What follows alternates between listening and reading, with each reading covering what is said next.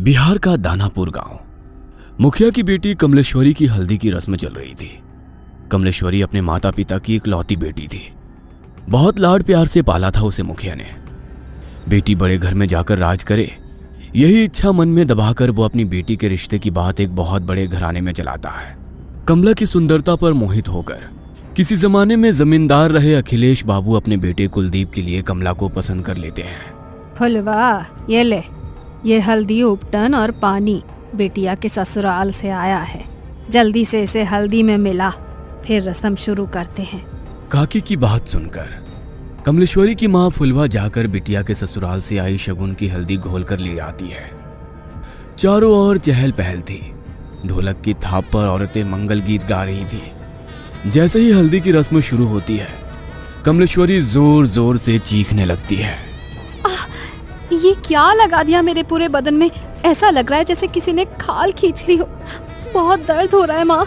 कमलेश्वरी के जोर जोर से चिल्लाने पर उसको हल्दी लगा रही औरतें उसे ले जाकर पानी से उसका सारा शरीर धोने लगती हैं। हाय राम, ये क्या हो गया मेरी बिटिया को? ऐसा लगता है जैसे किसी ने कांच पीसकर हल्दी में मिला दिया हो, लेकिन कौन करेगा ऐसा काम? कमलेश्वरी के बदन पर जहां जहां हल्दी रगड़ी गई थी, वहां पर लाल धब्बे हो गए थे। दर्द से दुल्हन बुरी तरह छटपटा रही थी और उसकी माँ और बड़ी माँ उसके घावों पर मलहम लगा रही थी। छोटी, मुझे तो ये कोई सामान्य घटना लगती है। अरे घर में बाहर का है कौन? ऐसे कौन बिटिया की हल्दी में कांच मिला गया? कोई छोटी मोटी बात है क्या? अरे वो तो शुक्र है कि मुंह पर नहीं लगाया था, वरना पूरा चेहरा बिगड़ जाता बेचारी का। मेरा तो दिमाग ही काम नहीं कर रहा है जीजी। कौन हमारी कमला से जलेगा? इसने क्या बिगाड़ा है किसी का? शादी ब्याह का माहौल था। दोनों देवरानी जेठानी वैसे तो इस घटना से अंदर तक डर गई थी, लेकिन फिर भी इस समय कुछ भी सोचने के लिए उनके पास ज्यादा समय नहीं था। 2 दिन में कमला की शादी थी। घर में ढेरों मेहमान जमा थे। उनके खाने पीने की व्यवस्था करने के अलावा दोनों देवरानी जेठानी को तमाम रस्में पूरी करनी थी। इसलिए इस बात को यहीं दबाकर वो शादी की तैयारियों में जुट जाती हैं। अगले दिन सुबह, माँ, कमला के ससुराल से शादी का जोड़ा और शगुन आया है, जाओ जरा देखो तो। एक बड़ी सी गाड़ी से 2 नौकर जैसे दिखने वाले आदमी गाड़ी से नीचे उतरते हैं और बड़े से थाल में लाल रंग के कपड़े से ढका हुआ शादी का शाही जोड़ा और गहने कमला की माँ फुलवा को सौंप देते हैं। बड़ी माँ ने संदेश भिजवाया है, शाम के समय दुल्हन को यही खानदानी जोड़ा और गहने पहनकर तैयार होना है। और हाँ, उन्होंने खास एक बात का ख्याल रखने के लिए हिदायत दी है कि इस जोड़े पर किसी की भी बुरी नजर ना पड़ने पाए। वो काली नजर और अपशगुन जैसी बातों पे बहुत यकीन करती हैं, इसलिए खास तौर पर इस जोड़े को एहतियात से रखने को कहा है। आप फिक्र ना करें, कमला और उसका ये जोड़ा अगले 2 दिनों के लिए हमारी अमानत है। हम पूरा ख्याल रखेंगे। फुलवा वो बड़ा सा थाल लेकर तेज कदमों से अपने कमरे में जाती है और एक बड़े से संदूक को खोलकर पूरा थाल ऐसे ही उसमें रख देती है। पूरा दिन शादी का भाग दौड़ में बिताने के कारण फुलवा को याद ही नहीं था कि उसने कमला को उसके ससुराल से आया जोड़ा दिखाया ही नहीं है। अगले दिन दोपहर 4 बजे, फुलवा, अरे कमला को तैयार करने का समय हो गया है। इसके ससुराल से जोड़ा आया था ना, कहाँ रखवाई हो? जाओ ले आओ। चूड़ी पहनाकर हम शगुन कर देते हैं, उसके बाद इसकी सहेलियां मिलकर उसको सजा देंगी। मेरे तो ध्यान से ही उतर गया है जीजी, एक बार खोलकर देखा भी नहीं मैंने कि उन्होंने क्या क्या सामान भिजवाया है। फुलवा तेजी से पल्लू अपनी कमर में खोसते हुए अपने कमरे में जाती है और संदूक खोलकर वो थाल लेकर सीधा कमला के कमरे में पहुंचती है। ए छोटी, ये क्या भिजवाया है इसके ससुराल वालों ने? अरे दिमाग तो ठिकाने पर है। ये लाल रंग के शगुन के जोड़े के साथ काले रंग की चूड़ियां कौन भिजवाता है? अरे ये तो अपशगुन होता है। कहने को तो इतने बड़े लोग हैं, लेकिन क्या यही समझदारी है इन ऊंची हवेली वालों की? अरे नई दुल्हन को काली चूड़ियां कौन पहनाता है भला? हाँ जीजी, ये सब मैं क्या जानूं। अब इसके ससुराल से आया है तो मैंने तो ऐसे का ऐसा ही उठाकर संदूक में बंद कर दिया था जीजी। अब हो सकता है बड़े लोग हैं, उनके कुल में कोई परंपरा हो नई दुल्हन को काली चूड़ी पहनाने की। अरे आधी जिंदगी बीत गई है हमारी, हमने तो कभी नहीं देखा कि किसी दुल्हन के लिए ससुराल से काले रंग का जोड़ा या चूड़ियां आई हो। अरे शादी सिर्फ उनकी बहू की नहीं हो रही, अरे हमारी बिटिया की भी हो रही है। मैं तो कहती हूँ कि काली चूड़ी को हटा दे और लाल चूड़ी पहना इसे सुहाग जोड़े के साथ। अरे नहीं जीजी, वो जो नौकर आए थे ना इस जोड़े के साथ, वो खास तौर पर कह गए थे कि छोटी बहू जी को यही जोड़ा पहनाकर तैयार करना है। कमला की माँ की बात सुनकर उसकी जेठानी कमला के हाथों में वही काली चूड़ियां पहना देती है। कमला के ससुराल से आया हुआ लहंगा बहुत ही शानदार था। लहंगे को देखकर ऐसा लगता था जैसे किसी रानी महारानी की पोशाक हो।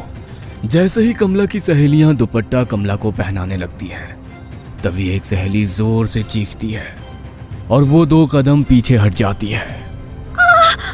क्या हुआ मीना, तू चिल्लाई क्यों? ये देख, तेरे दुपट्टे का एक कोना गायब है। ऐसा कौन करता है? इस तरह का कटा फटा लहंगा दुल्हन को कौन भिजवाता है? कमला की सहेली की चीख सुनकर फुलवा एक बार फिर दौड़ते हुए बेटी कमला के कमरे में आती है और जैसे ही वो दुपट्टे का कटा हुआ कोना देखती है, अपना माथा पकड़ लेती है। हाय राम, ये क्या अपशगुन हुए जा रहे हैं? मुझे तो समझ ही नहीं आ रहा। भगवान, ऐसी क्या भूल हो गई है हमसे? पता नहीं इस कमला का ब्याह शांति से निपटेगा या नहीं। अरे माँ, जाने दो ना, जिसने सिला है उसी से गलती से कट गया होगा।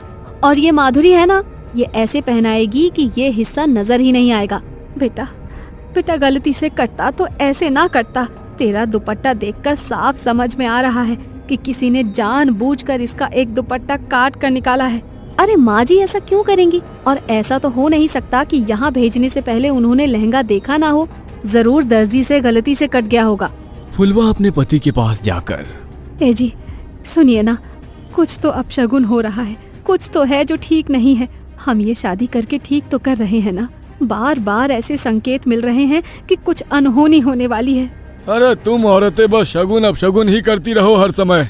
इतने बड़े घर का रिश्ता ढूंढ कर लाया तेरी बेटी के लिए। नौकर चाकर राजमहल सब है उनका, और क्या चाहिए तुझे?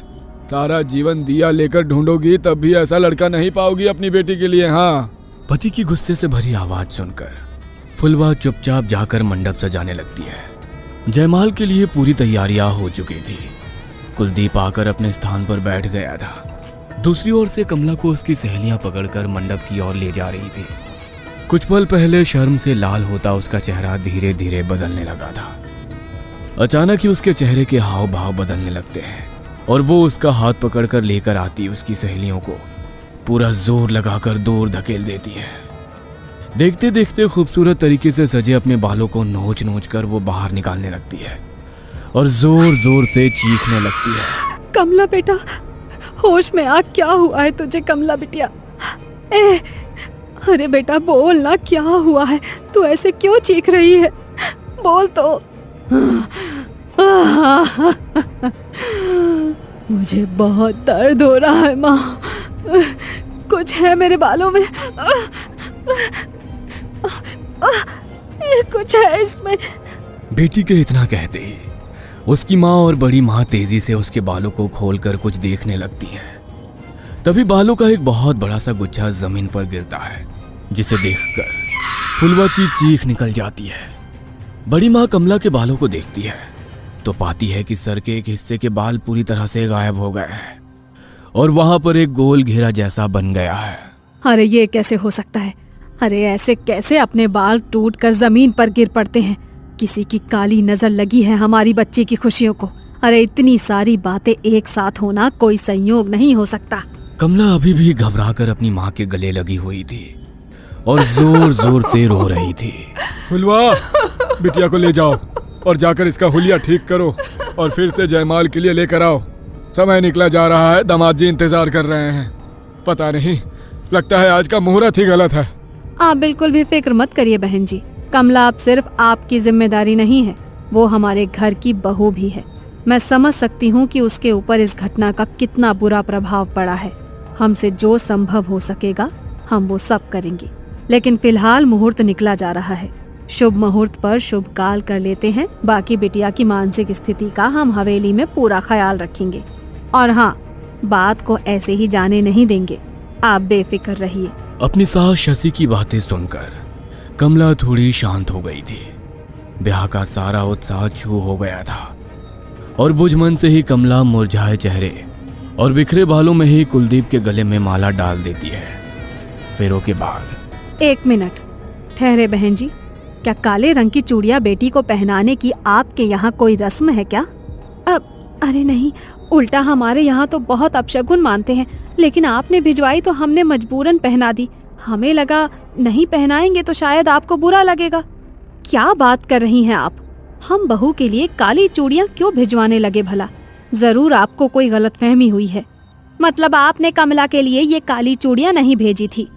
हरगिज नहीं, हमने तो लाल रंग का राजस्थानी चूड़ा भेजा था, खास तौर पर मंगवाया था बहू के लिए। सारी घटनाएं एक बहुत बड़ी अनहोनी की ओर इशारा कर रही थी। आपके घर पर ही लगता है किसी ने कोई काला जादू किया है, तभी तो आपके घर में रखे सामान पर ये सब हुआ। मुझे लगता है कि कमला की भलाई इसी में है कि वो जल्द से जल्द घर से दूर चली जाए। तुम ठहरो छोटी, मैं जरा पहले बिटिया की नजर उतार देती हूँ, उसके बाद कमला की विदाई करेंगे। बड़ी माँ दौड़ कर जाती है और कुछ सामान अपनी मुट्ठी में लेकर कमला के पास आ जाती है। मनी मन मंत्र बुदबुदाते हुए वो 5 बार कमला के ऊपर से मुट्ठी में लिया हुआ वो सामान उतारती है और आखिरी बार जैसे ही वो कमला के सिर पर से नजर उतारने के बाद उसके माथे को छूती है, उसे एक जोरदार झटका लगता है और वो उछलकर दूर जा गिरती है। ये सब देखकर सभी लोग स्तब्ध थे, जुबान जैसे हलक में अटक गई थी। समझ ही नहीं आता कि आखिर हो क्या रहा है वहाँ। कमला बेटा, तुम ठीक तो हो ना? अच्छा हमें बताओ, अभी तुम कैसा महसूस कर रही हो? ठीक हूँ मैं माँ जी। चिंता मत करो, उनका पैर फिसल गया होगा इसीलिए गिर पड़ी। अपने मन में कोई वहम मत लाओ। शशि अपनी समधन फुलवा के पास आकर कहती है, अभी तो हम बहू को लेकर अपने घर जा रहे हैं। हमारे दरवाजे पर भी तमाम रिश्तेदार जमा हैं। इस समय तो चर्चा करना ठीक नहीं होगा, लेकिन बहू की मुंह दिखाई के बाद हम पता करते हैं कि आखिर बहू को समस्या क्या है। तब तक आप भी कोई जानने वाले आदमी को बुलाकर अपने घर का शुद्धिकरण करा लीजिए। जी बहन जी, ठीक कह रही हैं आप। वैसे हमारे बड़े बुजुर्ग कहते हैं कि शादी विवाह में अगर पूजा पाठ में कुछ गलती हो जाए ना, तो पितृ नाराज हो जाते हैं, और कई बार पितरों के नाराज होने पर भी कई तरह के अपशगुन हुआ करते हैं। हो सकता है जो कुछ हम सोच रहे हैं वैसा ना हो, और ये सब पितरों का ही क्रोध हो।